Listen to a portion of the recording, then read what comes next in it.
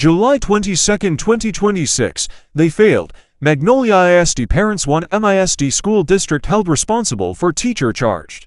Also tonight, a former Magnolia elementary school teacher is facing one charge of having an inappropriate relationship with a student. But parents are telling ABC 13 he should have been removed from the classroom a long time ago because they had been making complaints for years. We spoke with one couple whose daughter was in his class. I saw him do it to our daughter once. And at that point, I said, no more. We're not doing this. This isn't okay. These people are mandatory reporters. And they failed. It's heartbreaking. We first told you about Jason Maldonado after his arrest in May. That's right. Our Brianna Willis is live in the newsroom. And Brianna, these parents sharing only with you their efforts to protect their children.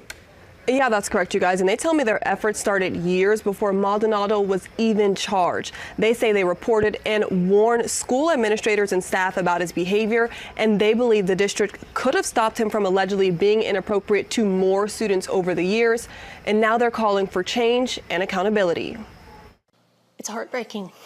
It's what parents described to me as their worst nightmare. She had told us that I'm one of the favorites. Taylor and Ryan Craig say their daughter had direct contact with this man, former Magnolia ISD elementary school teacher Jason Maldonado. When she told me how much he loved hugs and how when I asked her, does he only hug you? Who does he hug?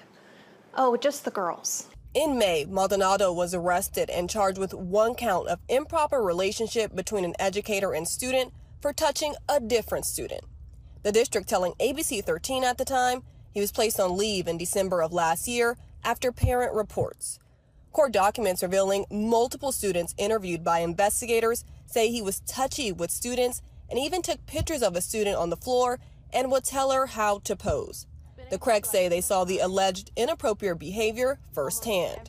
He had an area underneath his desk, which the school has claimed is a cool-down area, is what they're calling it.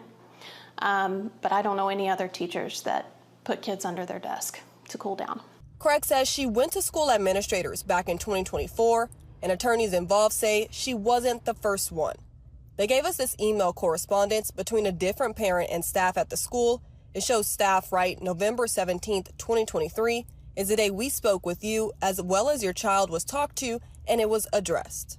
In a response to the Craig family's formal complaint, the district acknowledged Craig met with the school principal at the time on October 30th, 2024, and she reported that Mr. Maldonado really likes hugs, only hugged female students, had a mat under his desk for students to use, and he allowed her to use his jacket.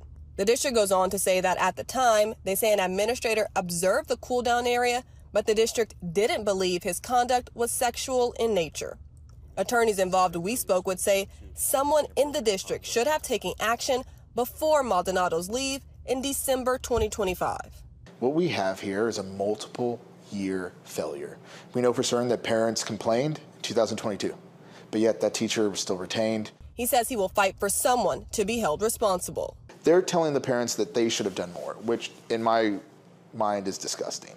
And so accountability is going to look like it's going to be far more than apology. Folks need to start losing their jobs. Parents adding for their children is something that could impact them for years and want justice. It's impossible to wrap your mind around how you're going to feel.